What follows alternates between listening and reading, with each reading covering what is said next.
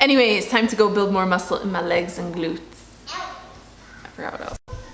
Anyways, it's time to go put more, yeah.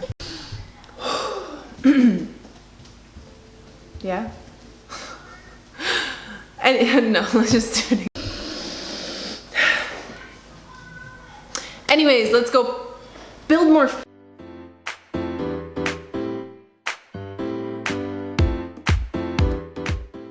Cellulite. It affects like 95% of women. The 5% of you that are not affected by it are so freaking lucky and will never know what pain feels like. No, I'm just kidding. But no, you're pretty lucky. See it as a good thing. Cellulite is so stubborn. So many women have it.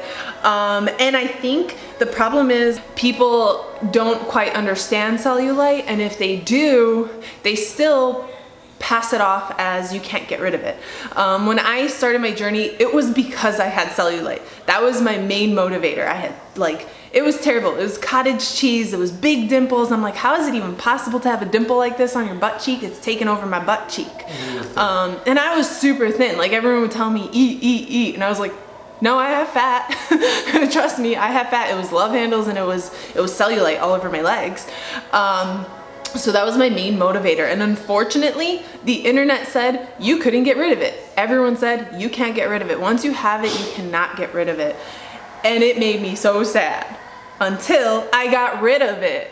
Like I literally would squeeze my legs, my butt, and there was nothing, absolutely nothing.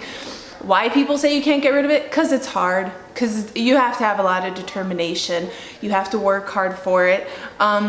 But if it's part of your lifestyle, you're not really working hard, it's just part of your lifestyle.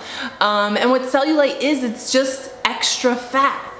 And skinny girls are affected by this because even though you are skinny doesn't mean you don't have fat. That's the saying, skinny fat, that's where it comes from.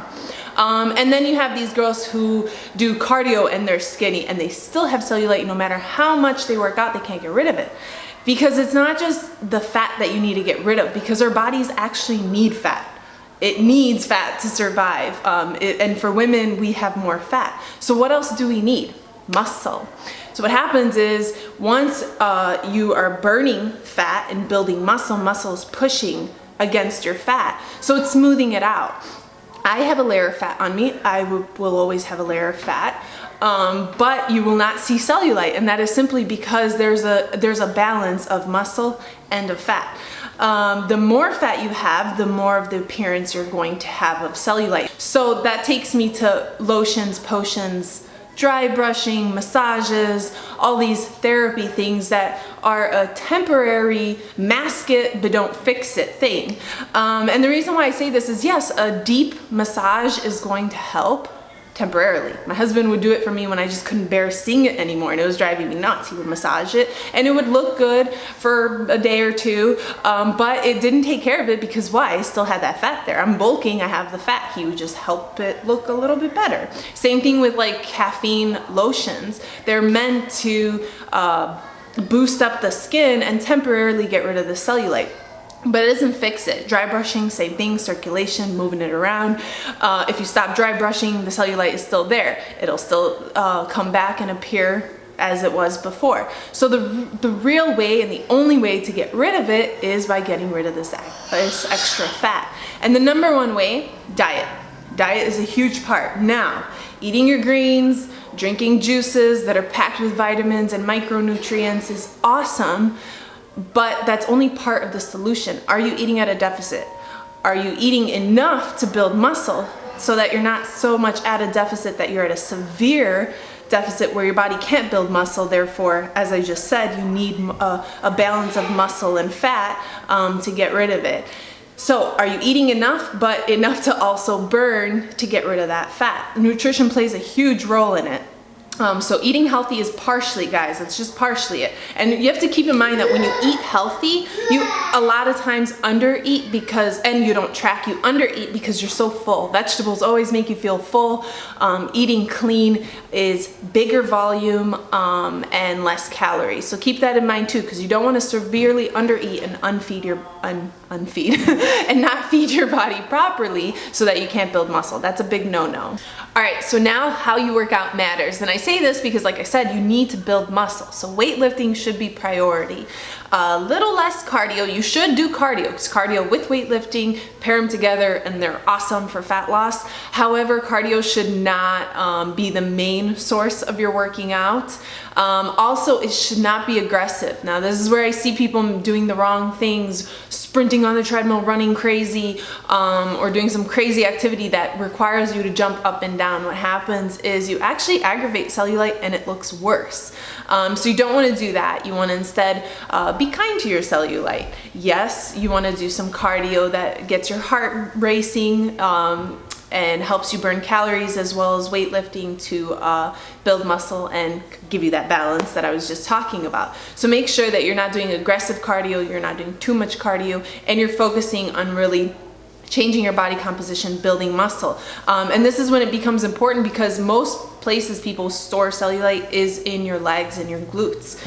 So you want to focus on leg day, and you want to, even though some people say that they're bulky there, remember how I made that video about if you're bulky, should you weight lift? Yes. If you're bulky there and you have cellulite there, you have extra fat there, which means you do need to target those areas. Leg days are very important. Building muscle, burning fat is super important. And of course, just because you feel bulky there does not mean pairing it with weightlifting means you'll get bulkier. That is impossible, especially if you're eating at a deficit. You need to eat at a surplus to gain, and then that alone takes quite a couple years to achieve. Muscle is not that easy to build. Now, even though say you're doing everything right and your cellulite does appear worse, unfortunately, this is part of a fitness journey. Every time I bulk and then I cut from that bulk, my cellulite goes through a phase where it gets way worse before it gets better. So you're going to probably go through this way worse phase until it finally breaks through and gets like way better. So don't be discouraged about that phase. Just try not to look in the mirror. That's what I do. I know as soon as I start cutting, I'm like, it's gonna get bad. Don't even look at it.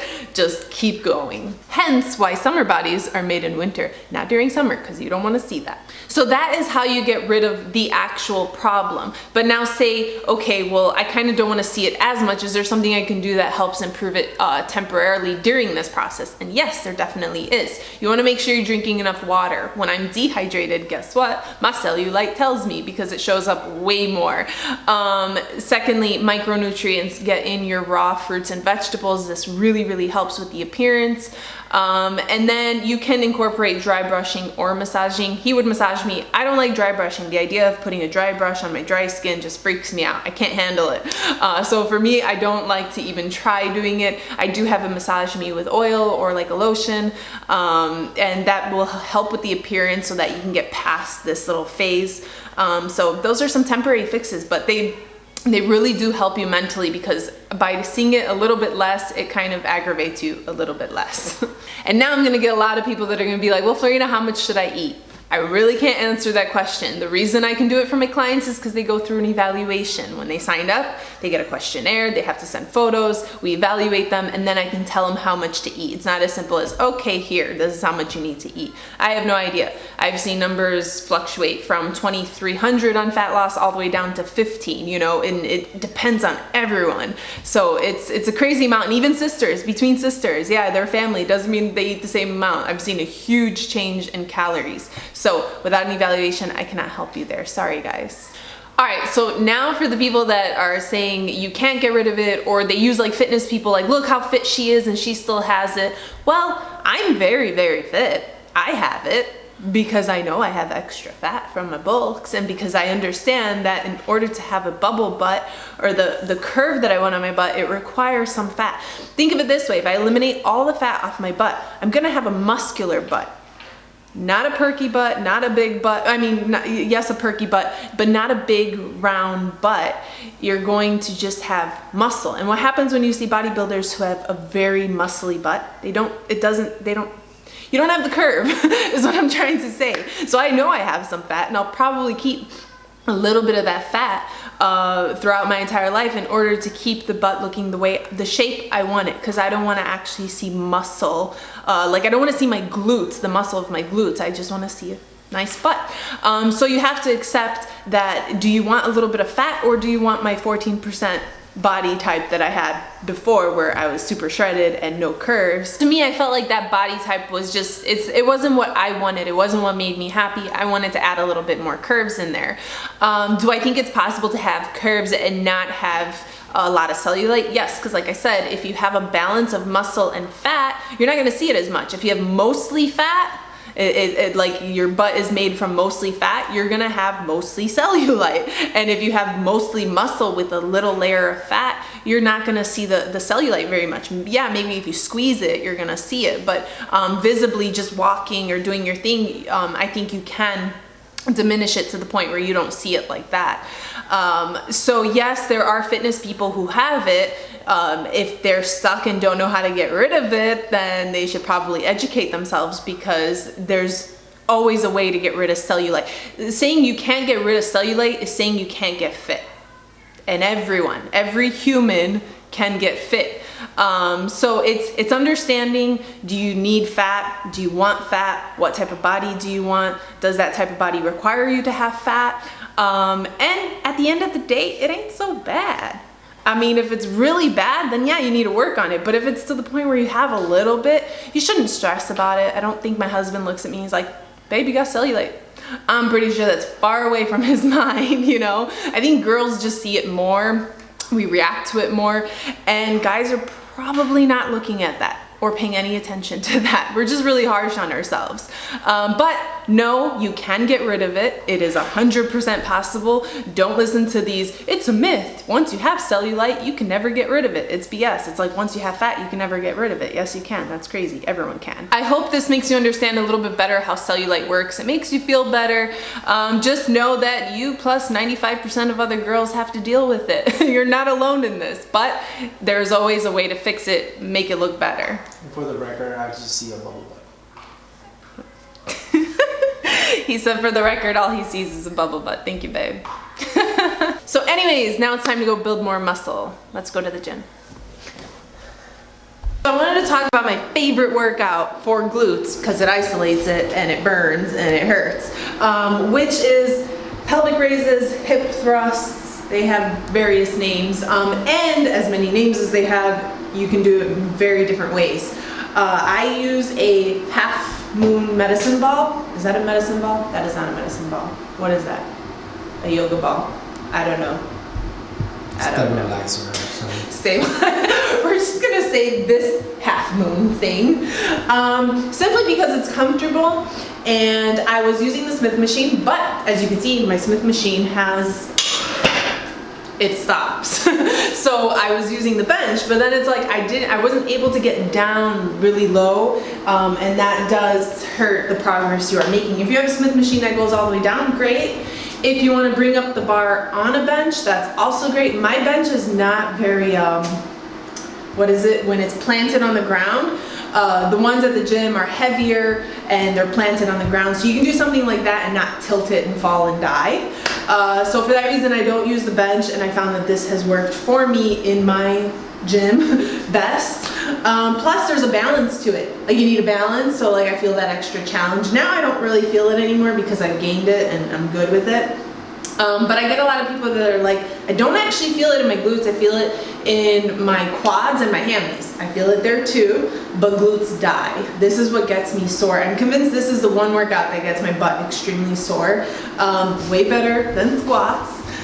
And I'm gonna show you exactly why you may not be feeling it in the right places. For safety reasons, this has nothing to do with the performance of the workout, but you should always be facing forward. Don't do this at all. Just kind of keep your neck straight. That's just safety reasons. But when you go ahead and you lift this bar up, a lot of people will stop like here, right? So this is their range of motion. What you want to do is bring this bar up as high as you can. If you're stopping here, all you're feeling it is in your quads and your hammies. You're not actually engaging the butt. By pushing, you're squeezing your butt and you're pushing up. Here is where you feel it to your butt, all of it. So go down and up. And as you get tired, you're not gonna be able to go as high anymore, but that's okay, because it's still a workout to your butt.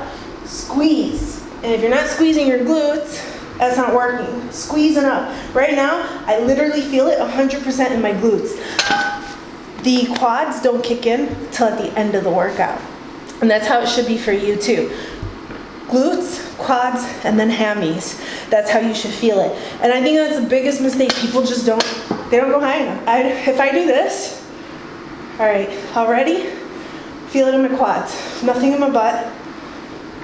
Hammies haven't kicked in yet. I could also just keep going and going. You wanna go up. There, like that. Butt right away. Feel it in that butt. Woo. And that's why when I finished, I could barely sit on my butt because that was the main thing that got worked. So I hope that makes it easier for you guys. Try it. If it worked, come back and let me know. It will work, 100%. Anyways, we're gonna go through this workout really fast. We're gonna zoom through because we're hungry. It's okay because it's squat day. That's when I focus on squats, but I always do my favorite workout. Always for the glutes.